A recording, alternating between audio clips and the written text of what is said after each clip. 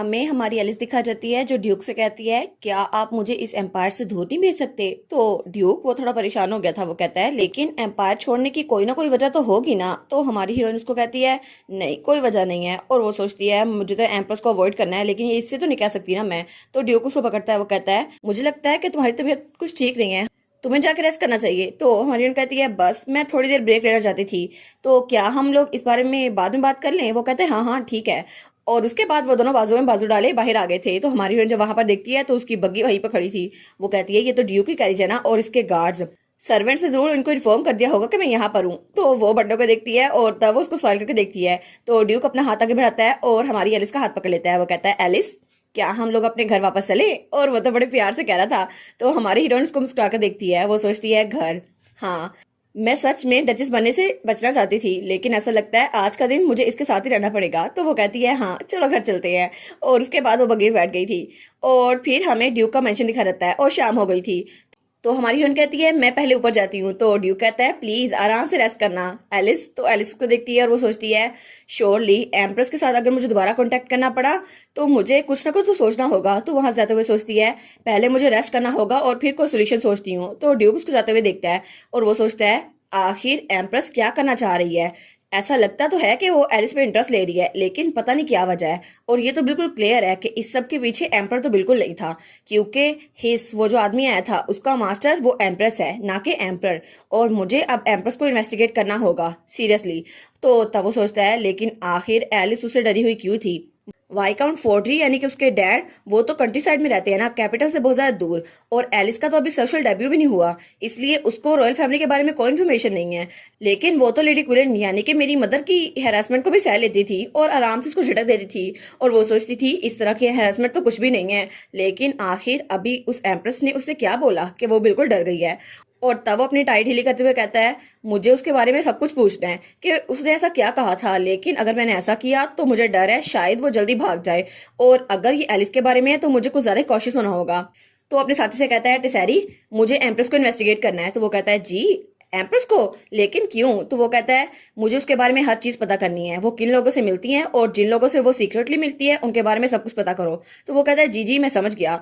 और उसके बाद हमें रात का सीन दिखाता है और हमारी हीरोइन वो सो के उठती है। वो कहती है मुझे लगता है जब मैं रेस्ट करने के लिए लेटी थी तो मैं सो गई थी। लेकिन वो अंगड़ाई लेते हुए सोचती है चलो बाकी का काम मैं भी कर लेती हूँ। तो वो उठती है और खिड़की के पास जाती है। वो कहती है सुबह तो बस होने ही वाली है, ये तो तकरीबन डान है। तो वो पर्दे बराबर करते हुए सोचती है बस मैं ऐसे आराम से नहीं बैठ सकती, मुझे कुछ करना होगा। तो वो अपने बेड के पास आती है और वहां पे मेज से कुछ कागजात निकालती है। वो कहती है बस डान परफेक्ट मौका है अपनी सोच को गैदर करने का, मुझे कुछ ना कुछ तो करना ही होगा। और तब वो लिखना स्टार्ट करती है। वो कहती है अगर मैं चीजों को ऑर्गेनाइज कर दूं फिर तो मेरे लिए कोई ना कोई उम्मीद बच ही जाएगी। और तब वो लिखना शुरू करती है कैलियोस जाग गया और लेडी क्विलिन उसको बाहर निकाला जा रहा है, लेडी मेल्टन के जरिए नहीं ड्यूक के जरिए, क्योंकि ड्यूक जाग चुका है।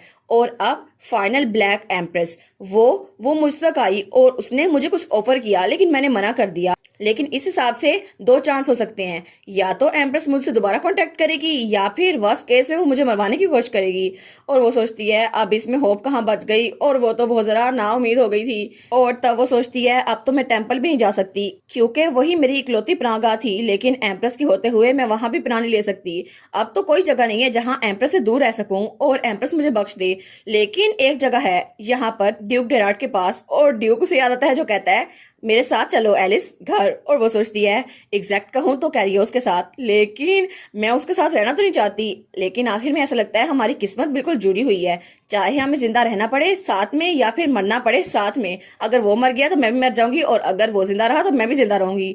और वो कहती है ऑलराइट मुझे प्लान समझ में आ गया, मुझे कुछ ना कुछ करना ही होगा और कैलियोस को हील करना होगा ताकि वो कभी ना मरे। अगर ऐसा ही है फिर तो मैं उसको ट्रीट करने में बहुत ज्यादा मेहनत करूंगी और फिर हम दोनों मिलकर एम्प्रेस को टेक डाउन करेंगे।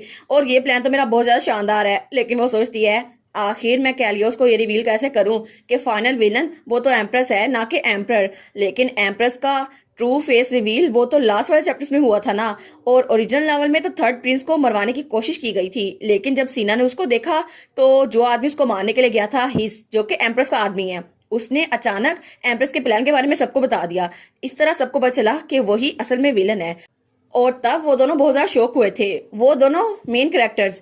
और उसकी वजह से उनको पता चला था। लेकिन उतनी देर तक इंतजार करना काफी नहीं होगा, मुझे सबसे क्विकेस्ट तरीका इस्तेमाल करना होगा ताकि मुझे जल्दी से जल्दी एम्प्रेस से छुटकारा हासिल हो जाए। और उसका सबसे जल्दी तरीका है लेडी रोजेटा की डेथ। और वो सोचती है हाँ, एक रॉयल स्पॉन्सर्ड हंटिंग कंपटीशन होने वाला है और ऐसा कहा जाता है वहां एक अनफॉर्चुनेट एक्सीडेंट हुआ था जिसकी वजह से वाइकाउंटस एक्सीडेंटली एक तीर की वजह से मर गई।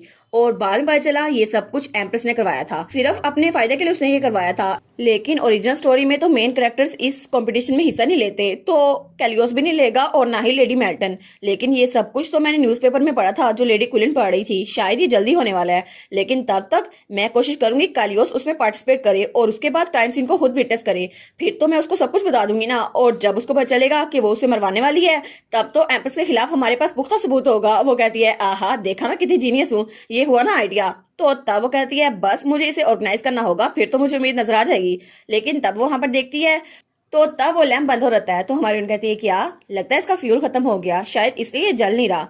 तो तब वो सोचती है पता नहीं क्या होने वाला है। लेकिन तभी उसे खिड़की से कुछ आवाज आती है और उसकी खिड़की हल्के से खुलती है। वो कहती है क्या यहाँ पर कोई आ रहा है? तो वो जल्दी से सोफे के पीछे छुप जाती है। वो कहती है क्या यहाँ पर कोई आ रहा है? और वहां से सच में कोई आता है। वो कहती है यहाँ पर तो कोई आ रहा है, क्या इसके हाथ में जो चीज है वो चाकू है? और उसके हाथ में सच में एक चाकू था। तो हमारी हीरोइन बहुत ज्यादा डर जाती है। वो कहती है क्या ये एक असैसिन है जो मुझे एम्प्रेस ने मरवाने के लिए भेजा है? क्या ये मुझे मारने के लिए यहाँ पर आया है? और वो सोचती है हम आज ही तो मिले थे, अभी मुझे मरवाना जरूरी था, इतनी जल्दी ही इसको। और वो दिल में तो चीखी जा रही थी। वो कहती है कोई तो मुझे बचा लो। लेकिन वो कहती है मुझे खुद पे काबू रखना होगा। अभी भी उसको लगता है कि मैं बेड पर सोई हुई हूँ, लेकिन जैसे ही ये बेड पर अटैक करेगा मैं यहाँ से भाग जाऊंगी। हाँ, मेरा प्लान सबसे परफेक्ट है। तो तब वो आदमी उसके बेड की तरफ बढ़ रहा था और तब वो चाकू उठाता है और उसके बेड पर स्टैप करता है। लेकिन हमारी एलिस तो वहां पर थी नहीं। तो वो कहती है बस यही मौका है, अब मुझे भागना होगा। तो वो जल्दी से वहां से भागने लगती है। लेकिन तभी वो असैसिन उसको देख लेता है। वो कहता है नहीं, तुम नहीं भाग सकती। और हमारी हीरोइन दरवाजे की तरफ भाग रही थी बहुत तेज से। लेकिन तभी उसके सामने से दरवाजा खुलता है और वहां से कोई अंदर दाखिल होता है। तो हमारी हीरोइन कहती है क्या ये दो लोग हैं? वो कहती है क्या डोर पे भी एक असैसिन है? वो कहता है तुम आखिर कहाँ जाने की कोशिश कर रही हो? मैं तुम्हें यहाँ मारने वाला हूँ, इसलिए रेसिस्ट करने की कोशिश ना करना, बस चुपचाप। लेकिन हमारी हीरोइन तो बहुत ज्यादा डरी हुई थी। वो चिल्ला कहती है हेल्प मी, कोई तो मेरी हेल्प करो प्लीज, कोई तो यहाँ पर आ जाओ, मुझे इतनी जल्दी मरना नहीं है लेकिन ये मुझे मारने वाला है, प्लीज कोई तो मेरी बात सुन लो। और इसी के साथ ये वाला पार्ट यहाँ पर ख़त्म। तो आप लोग बताइएगा आपको ये पार्ट कैसा लगा। प्लीज़ लाइक करिएगा, कमेंट करिएगा और शेयर करिएगा। और जो न्यू व्यूवर्स हैं काइंडली वो चैनल को सब्सक्राइब कर दें। और पिछली वीडियोस का लिंक आपकी स्क्रीन पर नज़र आ रहा होगा तो काइंडली उनको भी चेकआउट कर लें। Thank you so much.